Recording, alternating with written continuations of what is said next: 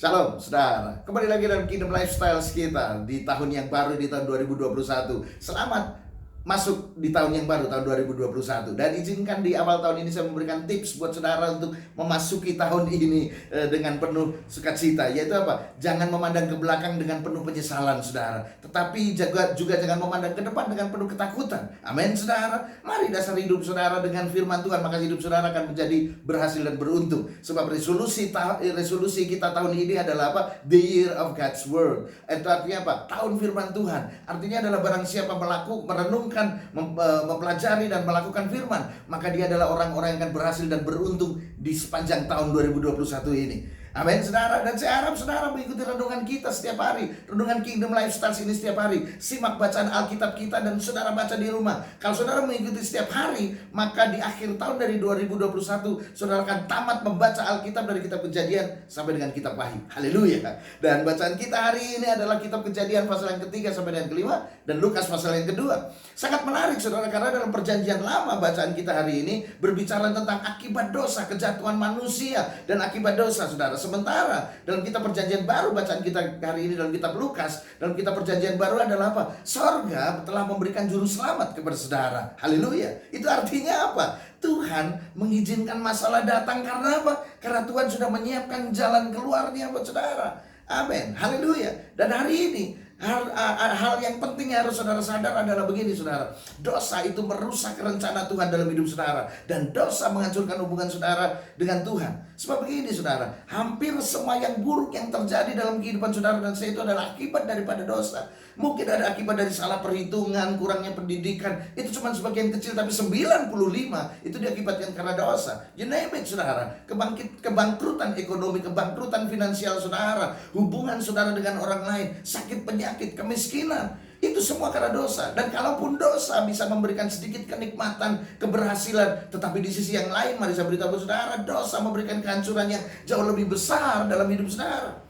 Akibat dosa, dalam kitab Kejadian pasal 3 ayat ke-12, saya bacakan buat saudara. Perempuan yang kau tempatkan di sisiku, dia yang memberi dari pohon itu kepadaku, maka aku makan. Di sini terjadi salah menyalahkan, saling menuding, saling menyalahkan, membenarkan diri sendiri, tidak bertanggung jawab. Itulah salah satu akibat dosa yang paling kecil yang mungkin sudah tidak perhatikan, tetapi itu menimbulkan masalah yang jauh lebih besar. Kemudian kejadian yang keempat, akibat daripada dosa adalah apa? Iri hati, pembunuhan. Bagaimana Kain membunuh Habil. Sekali lagi saya berkata kepada saudara bahwa dosa merusak rencana Tuhan dalam hidup saudara. Dosa merusak niat awal Tuhan. Kenapa Tuhan menciptakan saudara? Saya bacakan buat saudara, kenapa Tuhan menciptakan saudara. Kejadian 1 ayat 26, bacaan kita yang kemarin. Berfirmanlah Allah, baiklah kita menjadikan manusia menurut gambar dan rupa kita, supaya, perhatikan kata supaya di sini, mereka berkuasa atas ikan-ikan, burung-burung, ternak, dan atas seluruh bumi. Perhatikan sekali kata supaya, yaitu supaya apa? Ini adalah first intention, ini adalah niat awal Tuhan menciptakan saudara. Untuk apa? Supaya mereka berkuasa.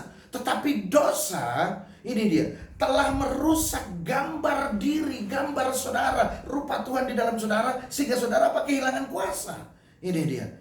Dari sini kita tahu bahwa karakter Tuhan itu terlebih dulu harus ada, harus terbentuk dalam hidup saudara, baru saudara diberi kuasa. Tetapi dosa membuatnya menjadi terbalik. Makanya hari ini orang lebih dulu mencari kuasa, orang lebih dulu mencari harta, orang terlebih dulu mencari kebutuhan hidupnya, daripada terlebih dahulu membentuk karakternya, mengembalikan gambar dan rupa Tuhan di dalam dirinya. Caranya bagaimana? Melakukan firman, merenungkan firman, melakukan firman. Kalau saudara yang belum percaya Yesus, saudara harus percaya Yesus dan saudara dibaptis dan menjadi pengikut Yesus. Dan tahun ini saudara harus menjadi seorang pribadi yang tangguh, saudara.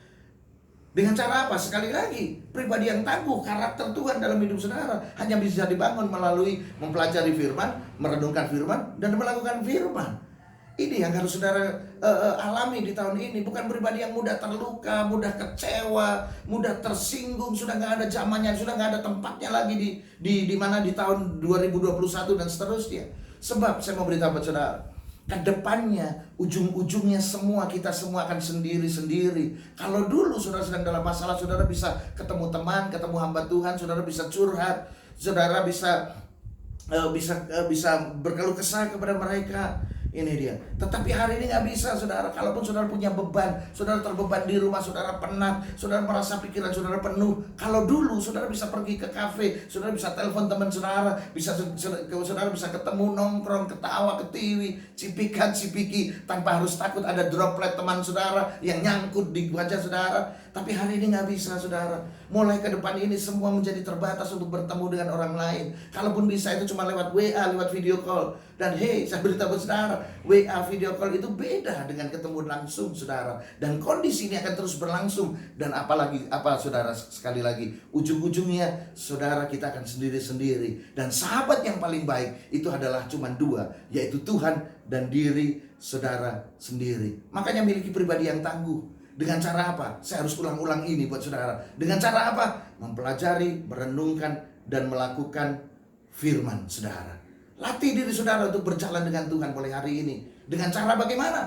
Berbicara, bertanya pada Tuhan lebih sering lagi. Memang dia tidak langsung menjawab saudara, tetapi dia pasti menuntun hati saudara. Saya tutup dengan membacakan ayat ini buat saudara, Kejadian 5 ayat 24. Dan Henokh hidup bergaul dengan Allah. Kata bergaul ini dibicara di dalam bahasa istilahnya adalah berjalan dengan Tuhan. Lalu ia tidak ada lagi sebab ia telah diangkat ke sorga. Karena Henokh bergaul, berjalan dengan Tuhan, sering bercakap-cakap dengan Tuhan, maka dia diangkat ke sorga tanpa melalui kematian. Hari ini saudara juga bisa hidup saudara diangkat. Mungkin tidak langsung ke sorga, tetapi hidup saudara diangkat Tuhan. Lebih berarti ekonomimu menjadi lebih baik, posisimu menjadi lebih baik, hidup saudara dimuliakan. Yaitu dengan cara apa? Berjalan dengan Tuhan. Latih diri saudara mulai hari ini lebih banyak lagi berjalan dengan Tuhan, yaitu bercakap-cakap dengan Tuhan, bertanya lebih banyak lagi. Sekalipun dia tidak langsung menjawab, tapi hati saudara pasti dituntun oleh Tuhan. Kingdom Lifestyle hari ini tetap tangguh dan kuat. Tuhan Yesus berkati saudara.